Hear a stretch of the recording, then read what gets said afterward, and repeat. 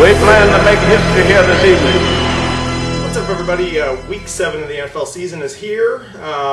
We are actually, as you probably already know if you've watched our videos before, we are from St. Louis. We're in a Cardinal rain delay. I think it's bottom of the 7th, and we're up 3-1. Hopefully going to go 2 games up, or 2-1 up on the Giants, which would be sweet. As for last week, I'm going to tell you right now, I was 4-1 till about 3 o'clock. And then it went straight down into the shitter for the rest of the day. It was I'm not even joking. I think it was my worst week ever. We're not even going to talk about it. That bad? Everybody did. I mean, it was just weird. I think you were better than I was. I think the only game I got right in the second half was that Seattle Patriot game. And other than that, I mean, I don't know what the hell happened. I don't know if it's just this Cardinal thing or if I was just everything just went wrong. But You mad, bro? I'm not mad. Does that mean I'm Brady? No. Yeah. But this week, I'm excited. And what's funny is when I first saw these lines, I thought this was going to be a pretty easy week. And then I heard his lines and what he did, and we differ on almost everything, which now I'm like, I'm lost confidence. Let's just put it that way. But I think hopefully we'll put some things together, and we're still going to make a little money this week. I just got a sneaky feeling this week is going to be big for some reason. I just don't know why, but I just got a sneaky feeling. So Let's hope you're right. let's go ahead and just get it started. First up, we got the Niners hosting the Seahawks. The 49ers coming off of getting their ass whipped by the Giants. Look for a real big rebound. Once again, Seattle on the road. I'm not that impressed with them. They had a fairly decent victory. I think it was in Carolina. Did they go to Carolina a few weeks ago and beat them? Seattle, yeah. Yeah. So they had, they did good. They actually went all the way across the country here and actually had a pretty good game. But a little bit different story. Look for the 49ers to rebound. We saw what happened after they lost to Minnesota. Same thing this week. 49ers lay the 7. Yeah, I'm taking the 49ers also. I think this is like the perfect storm for football. You've got the 49ers coming off a humiliating and embarrassing loss at home. I just can't believe they got manhandled like that. And you've got Seattle playing on the road, which is their weakness.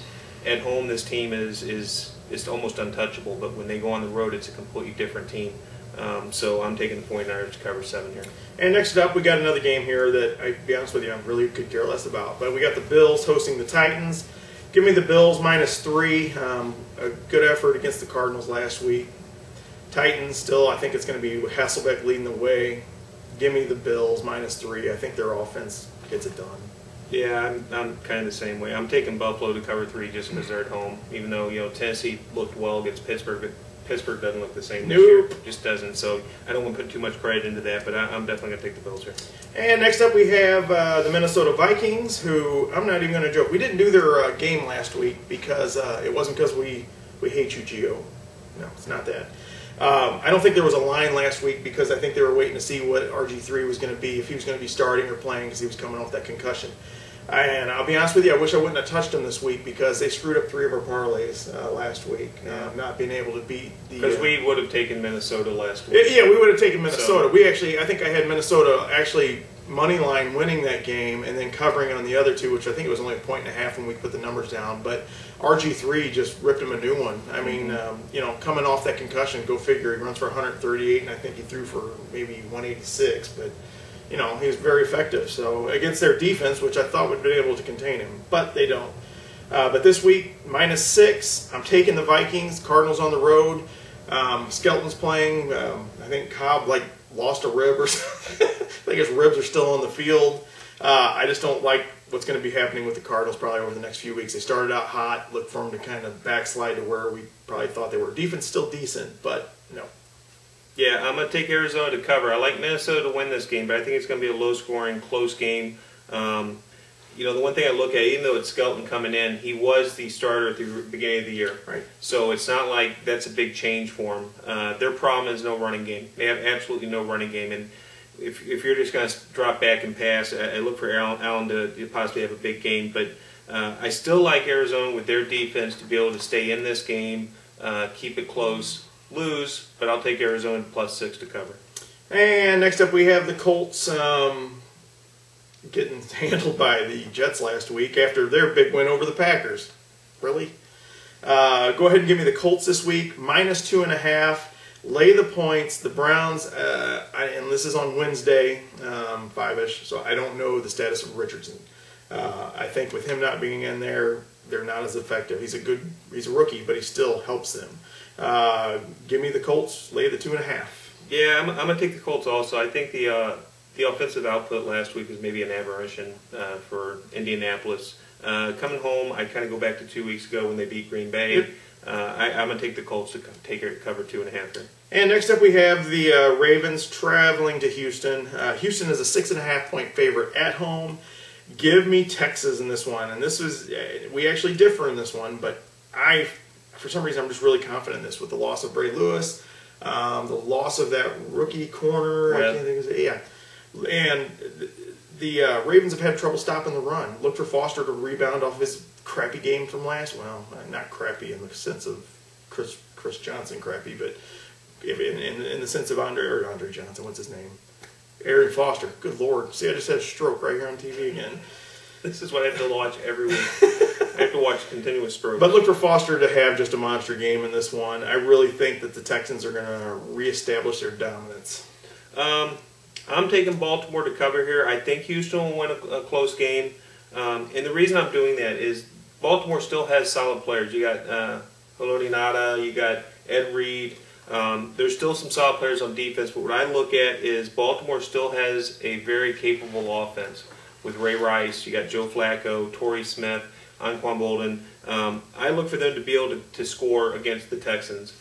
You saw last week, missing the linebacker really changes that defense, and I think Baltimore can probably make some plays against that.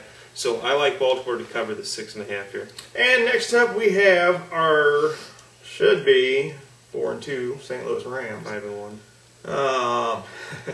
5-1. Which one game are you counting? The Detroit one? Yeah. Hosting the Green Bay Packers. Now, I'm going to go on a little rant. I watch everybody else's videos. You know, a couple of us, we've all started to know a little bit more about each other. I didn't see anybody taking our Rams at 3.5 last week on the road against Miami. And one thing we have done is we've picked the Rams right all but once. And that once, I think they should have covered. That was in Chicago. In that game, they were actually in it at halftime, then the wheels kind of fell off. But this week, at 5.5 points, I'm taking the Packers. This one's going to be ugly. The Packers looked really good last week, and our defense is improved. We are at home. I don't think we're going to be able to move the ball on them. The Packers, they're starting to click a little bit, even without Jennings. Packers, I just think this one could be ugly. And here's the unfortunate thing, is at St. Louis, where this game will be held, a home game for the St. Louis Rams, don't be surprised if it sounds like a Packers home game, because unfortunately they travel real well, and unfortunately some St. Louis fans, here's my tickets. And what's funny is when they set this up, actually, you had to buy the Redskins game and this game. You could not individually buy this game to try and keep the Packer fans from buying just this game, so they made them buy two. But still, listen a little bit if you get a chance to watch. It's not going to be very pretty. So give me the Packers and lay the 5.5. Unfortunately, Packers and Bears travel well to St. Louis. It's not fun to sit there, especially when you see people who wear Rams jerseys every week, except for when the Packers play them, and then they're wearing a Packers jersey. I don't understand that allegiance, but unfortunately, I have to agree. I like Green Bay to cover 5.5 here. I don't think it's going to be a huge blowout like you're saying, but I can see them winning by 10, 14 points. Another concern with Packers, Green doesn't look bad, but if you can't create a ground game and you constantly pass, as great as they are at passing and the receivers they have, teams can defend that. Last week, Houston really went to more of a man-to-man against them instead of a zone. Jordy Nelson blew them up. Yeah. The Rams have some great corner play. With Janoris Jenkins, Bradley Fletcher, you got Finnegan. So they may try to go man-to-man, but without a running game, you can try and maybe hold that passing game down, but I still like Green Bay to cover. Even without Greg Jennings, though, I just think with James, who I can't even think of them all, but it just seems like James Jones, Randall Cobb, Jordy Nelson. The only good thing is their tight end can't catch the ball. Yeah, just leave the tight end open, we might be able to win. Yeah, because he can't catch the ball from Finley. I had him on my fantasy team, the St. Louis Sack, and I dropped him after week 1, and I don't even know why I'm thinking this. He's actually had this problem for a couple of years, but maybe just leave him uncovered and double cover everybody else. I don't know.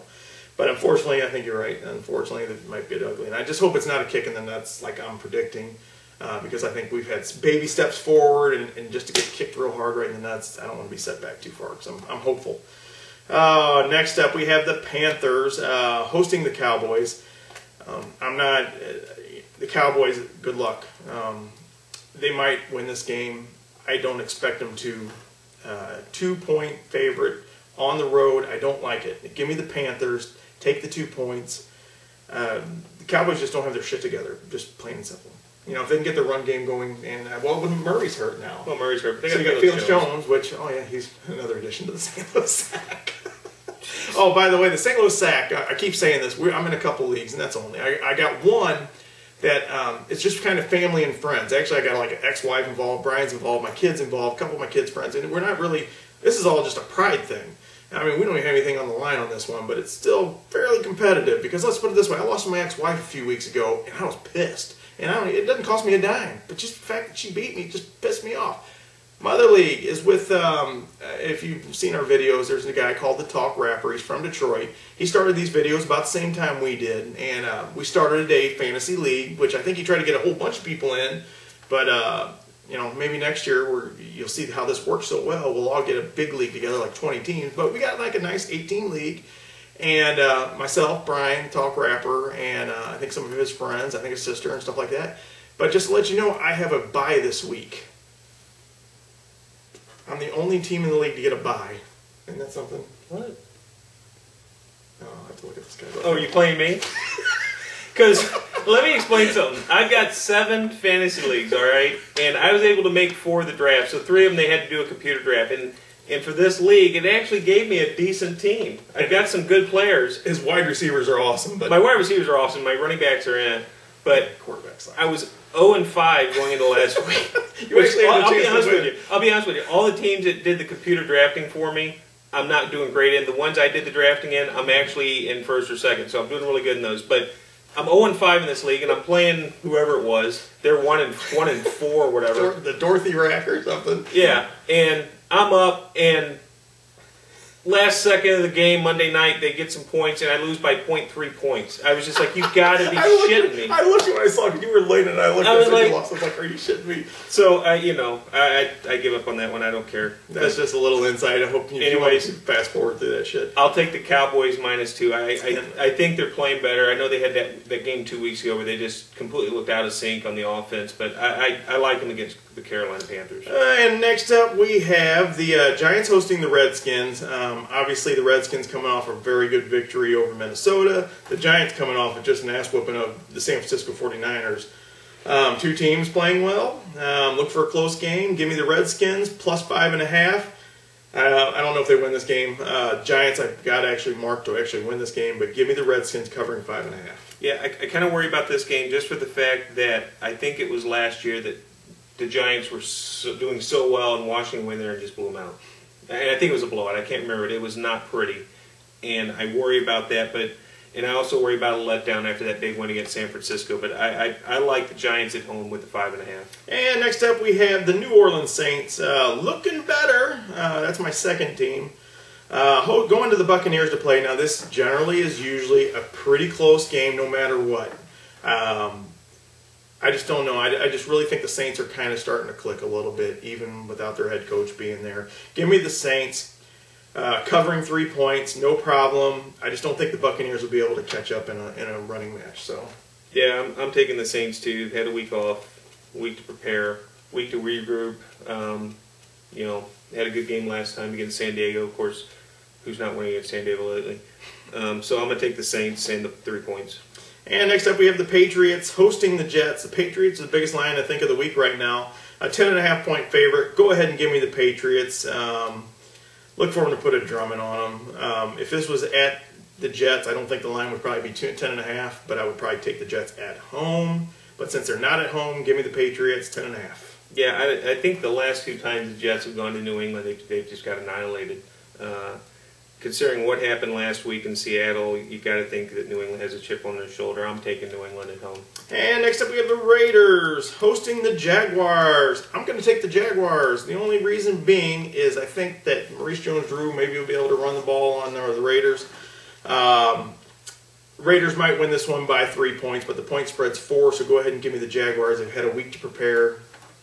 That's about all I got on that one. I can see why you think the Jaguars would be able to run the ball, because, I mean, look how well Tubby Turner did. He is fat. He's thick. I drop Michael Turner, I call too. him thick. Yeah, I'm not going to call him back. If you don't put him on the half-yard line, he don't score. Well, anyway, so I'm taking Oakland at home. Don't ask me why. For some reason, the weeks I take them, they do the opposite. Last week I took Atlanta, Oakland shows up. So I'm taking Oakland to cover 4. And next up we have the Steelers traveling to Cincinnati. Cincinnati laid an egg last week in their loss to the winless Cleveland Browns. Look for them to actually beat the Steelers. Now, at home, the Bengals are a 1.5-point dog. I just don't like the way, the Steelers, I think, without Palomalu are actually like a 500 team or something like that, which is kind of amazing. You think about it, you just take one guy out of their defense, and they're not that good. I think it was like 7-6 or 6-7 or something like that. I'm not really sure. I just remember kind of seeing a stat. But go ahead and give me the Bengals at home to actually win this game outright. And Dalton and AJ Green just tear it up. You need to play that I'm coming home thing from WWE, because it's a homecoming for Ben Roethlisberger. I'm taking the Steelers 2-3. I'm really surprised at that record. I understand they've had some of their defensive players not play in a couple games. Like I said last week, offensively, they just don't seem to be clicking. I look for them to kind of get rolling this week. So I'm taking Pittsburgh. And next up we got the Monday night game where the Chicago Bears host the Detroit Lions. The Bears are a 6-point favorite. I like the Bears in this one. They've had a week to prepare because they were on a bye week last week, correct? Mm-hmm. Their defense up till this point has looked really good. The Detroit Lions are sometimes a mystery. It seems like they've been down early and try and make that late comeback, which that's actually, I think, going back to last year, if I remember correctly. I think they had a couple games where they seemed to lose it early and then all of a sudden just bust their ass to try and score at the end. Mm-hmm. But look for the Bears just to dominate this one throughout. 6 points, I don't think should be a problem, and I'm taking the Bears. I completely disagree. Which is nothing new for this week. Yeah. I will throw out one interesting fact for the first 6 weeks of the season. Underdogs are 57-32-2 against the spread. What? In the first 6 weeks. That's pretty impressive. So, with that said, I'm taking the Lions. I thought the defense for Detroit looked a lot better last week against Philadelphia. Philadelphia has a good offense. I thought they... And they hold on to the ball. Yeah, I thought the defense started to gel a little bit. They'd been missing the first couple of weeks, and the offense did come alive in the second half. You got a rivalry game here, Detroit-Chicago. I'm taking the Lions to cover 6. I think Chicago will still win, maybe a field goal, but I like Detroit to cover the +6 here. Yeah, and before we get out of here, last week we started doing a couple NCAA games. How was Missouri-Alabama's raping? It was wet. It was a wet raping. Pouring rain, yes. It was a very sloppy, wet raping. Yeah. But it was expected, so I'm not too worried about that. But what you got this week? This week, couple games to look at. You've got Oregon tomorrow night, Thursday night, at Arizona State, a team we saw play Missouri. Missouri beat them 24-20. The line started out around 9.5, 10. It's now at 8. I like Oregon to cover 8 here. I know Arizona State's not a bad team, but Oregon's just playing really well. Another game I like, Rutgers at Temple. I know not the high, big marquee names, but Rutgers, 5.5, take it. LSU at Texas A&M. LSU is favored by 3.5. I'm thinking LSU may have actually figured out some of their offensive problems. Defense plays really well. I like LSU. Clemson at home against Virginia Tech. This Virginia Tech is not the same team we're used to in the past several years. Clemson's favored by 8.5. Take Clemson. Last game I like, and this is probably somewhat of a homer because I am originally from South Carolina. South Carolina at Florida. Florida's favored by 3.5. I like South Carolina to cover here, possibly win, but I like them to cover the 3.5. I look for a low-scoring game. South Carolina, in their last 7 games against winning teams, is 7-0 against the spread. Florida at home is 2-5-1 against the spread. So I like South Carolina to go into Florida and cover the 3.5, and I would take the under at 41.5. Perfect. Probably going a little long. I can't see what the timer is on it, but I'm going to keep going. A couple things before we get out of here. Obviously, it's baseball, postseason. Cardinals are in it. Detroit's in it. Yankees were in it. Now, technically, I guess they're still in it. I'm going back to the Nationals game, our clinching game the other day. Got a little beef, and you guys are going to hear it right now. Bryce Harper, if you ever grab your nuts and look at me any way possible, you're getting drilled in the head next year. And I mean, that pissed me off more than anything, and it didn't really become a story until like 2 days later. But I'm sitting down here, and he strikes out, and he slowly looks across the field at the pitcher and grabbed his nuts. Fuck you. Do something before you do that kind of shit. Oh, you had a home run and a triple. He was like 3 for 30. Fuck you. Sit the fuck down. I'm sorry. That don't piss me the fuck off. Second of all, on a lighter note, the talk rapper. You're up 3-0. You're going to the World Series. Great. We're in a battle. Right now, bottom of the 7th. We're up 3-1. It looks like we might sneak one out of here, barring some miracle here in the late innings. But hopefully, if we win this one today, look for Wainwright to rebound a little bit. I'm a little more confident after that outing he had where he got shelled a little bit on Friday, I think it was. But we possibly might be up 3-1. Maybe with 3 to go. So I think we're going to be fine. I hope we meet. For your sake, you better hope we don't, because we made that little wager-ish. We can't officially call it a wager because we're not there yet, but we're hyping it. You got a nasty Detroit hat. You played 1,000 softball games. You ran your 500 marathons. Great. I looked in my trunk the other day. I got a Cardinal hat I worked in for 2 years. I'm a bald man. No filter. It's been 150 degrees here for the last 2 years during the summer. I sweat. I got a Cardinal hat that is so nasty right now. It's like a helmet. It is so crusted with my stuff. I'm not a clean person when it comes to summertime weather. I'm dirty. So you better hope the Cardinals don't make it, because I think we win this World Series. Is that your hat? You're a jerk, right? I didn't know he was going through that. Yeah, actually, I just told him about that a second ago. Yeah, he told me about the bet. But I don't want to jinx anybody, because I'll say that, and they'll, whoever we're playing, San Francisco will score 5 here in the bottom or the top of the 8th, and we'll be see, I'm not going there. I'm not confident yet until the game's over. But hopefully, we'll be able to do this wager, because it's going to be funny watching you wear that nasty hat. This one's getting hyped bigger than the Rocket Cena. I like it. All right, that's all we got. What? Yeah, go Cardinals. Hopefully we're going to make some money this week. I got a feeling next week we're going to come back and say we had a couple big ones. So, till then, peace. See ya.